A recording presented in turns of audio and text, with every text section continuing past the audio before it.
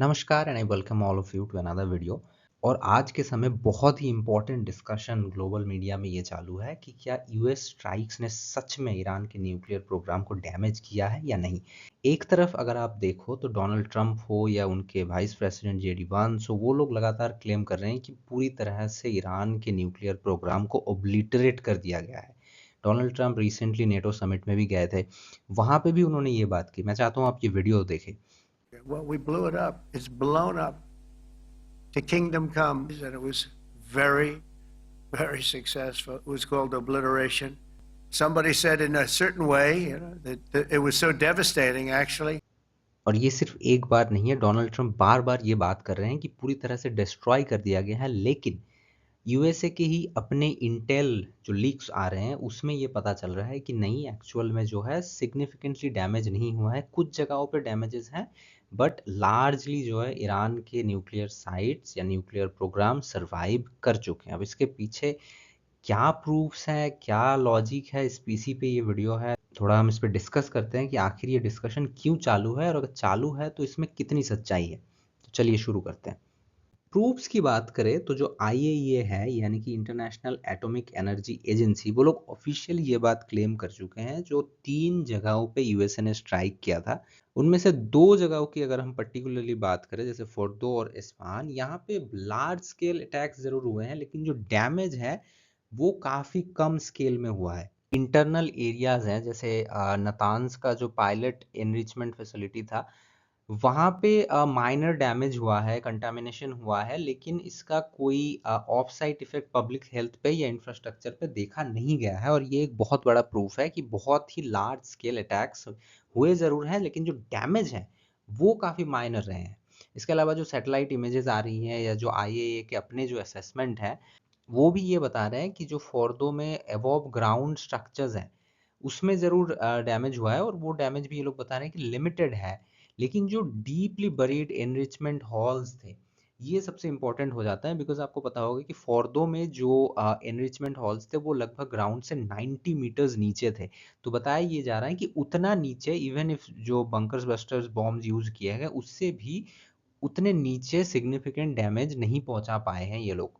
और जो डैमेज हुआ भी है वो ज़्यादातर बताया जा रहा है जो सपोर्ट सिस्टम होता है, जो पावर सप्लाईज होता है, अबव ग्राउंड बिल्डिंग्स है, उन्हीं में ज़्यादातर हुआ है, ना कि जो एनरिचमेंट स्ट्रक्चर है। और ये बात आपको भी पता होगा कि एक न्यूक्लियर फैसिलिटी में एनरिचमेंट स्ट्रक्चर जो है वो सबसे ज़्यादा इंपॉर्टेंट होता है, क्योंकि अगर उसको आपने डैमेज कर दिया तो फिर वो लगभग एक तरह से इरिवर्सिबल होता है, वहां से फिर कैरी फॉरवर्ड करना काफ़ी मुश्किल हो जाता है। तो यहाँ पे जो सबसे इंपॉर्टेंट चीज़ था ईरान के पास, वो डैमेज नहीं कर पाई है यूएस स्ट्राइक्स। इसके अलावा सिक्योरिटी एनालिस्ट खुद ये बात कह रहे हैं कि डैमेज तो हुआ है, बट पूरी तरह से डिस्ट्रॉय नहीं हो गया है। फिर एक बहुत ही इंपॉर्टेंट बात यहाँ पे आती है कि जो बशर रिएक्टर था, ऑपरेशनल रिएक्टर वहाँ पे था, वो पूरी तरह से अनअफेक्टेड थे। और ये बात रशियन न्यूक्लियर एजेंसी जो है वो लोग खुद ऑफिशियली कंफर्म कर चुका है, क्योंकि बशर का जो रिएक्टर है वहाँ पे अटैक हुआ ही नहीं है। तो वो जैसे फंक्शनल था पहले, वो एग्जैक्टली वैसी ही है। और वहाँ पे जो आसपास में अटैक हुए हैं उससे भी जो है नियर बाय रीजनल हॉस्टिलिटीज से भी इस पे कोई इम्पैक्ट नहीं पड़ा है। नेतान्स की भी हम बात करें तो वहां पे जो अबव ग्राउंड एनरिचमेंट हॉल था वो हिट हुआ था, जो ग्राउंड के ऊपर था। बट यहाँ पे जो अंडरग्राउंड आप देख सकते हो सेंट्रीफ्यूज कैवर्न्स थे, वो अनडैमेज्ड हैं अभी भी। तो ये एक बहुत बड़ा अगेन बात आ जाती है कि आपने जो अटैक्स हुए हैं, बंकर बस्टर बॉम्ब्स है, बी 2 बॉम्बर्स से जो आपने गिराया, उससे ग्राउंड के ऊपर आपने काफी डैमेज जरूर कर दिया। लेकिन ईरान ने बहुत स्मार्टली खेला था, बिकॉज ईरान को यहाँ पे पता था कि इन पे अटैक कभी ना कभी हो सकता है। एंड मल्टीपल कंट्रीज से, ईरान हो, इसराइल हो, उनके जो एलाइज हैं, वो लोग रोकने की कोशिश जरूर करेंगे। और कैसे करेंगे? ऊपर से बॉम्ब ही गिराएंगे, इससे मिसाइल्स मार सकता है, बैलिस्टिक मिसाइल्स वगैरह। तो इन्होंने ग्राउंड के नीचे ये पूरा फैसिलिटी बनाया था, और कहीं ना कहीं यही जो इनकी चाल थी ये काम कर गई। और लगता है ये लोगों ने बहुत हद तक अपना जो है न्यूक्लियर फैसिलिटी वो बचा चुके हैं। क्योंकि देखिए यहाँ पे सबसे इंपॉर्टेंट बात ये आ जाती है ना कि इतने एक्सटेंसिव एयर स्ट्राइक जरूर हुए हैं, लेकिन उसके बाद भी जो है कोई न्यूक्लियर एक्सीडेंट या अनकंट्रोल्ड रिलीज नहीं हुआ है। और ये बहुत इंपॉर्टेंट हो जाता है, बिकॉज ऑपरेशन सिंदूर के टाइम पे आपको याद होगा बात ये की जा रही थी कि शायद न्यूक्लियर लीकेज है, क्योंकि वहां पे सबको पता था कि न्यूक्लियर मटेरियल है ये वो। अब ईरान के पास जो है न्यूक्लियर मटेरियल है, इसमें कोई संदेह नहीं है। मई 31 को ये बताया जा रहा है कि ईरान ने खुद आईएईए के जो चीफ है उनको इन्फॉर्म किया था, एक लेटर लिखा था जिसमें उन्होंने क्लियरली बताया था कि उन्होंने सेफ मेजर्स ले रखे हैं। I had received a letter from the Iranian foreign minister saying that they had taken protective measures already.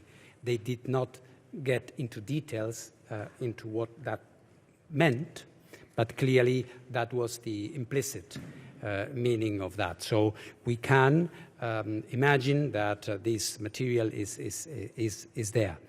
अब इस डेट तक ईरान के पास 60% एनरिच्ड यूरेनियम पोटेंशियल मौजूद था ऑलरेडी, और उससे कितने 9 न्यूक्लियर वेपन्स ऑलरेडी बन सकते हैं। तो ये अब कहने को तो दुनिया के पास जैसे रशिया या फिर यूएसए हो गया, उनके पास हजारों के नंबर में, इंडिया के पास भी 170-74 इतने हैं, पाकिस्तान के पास भी है।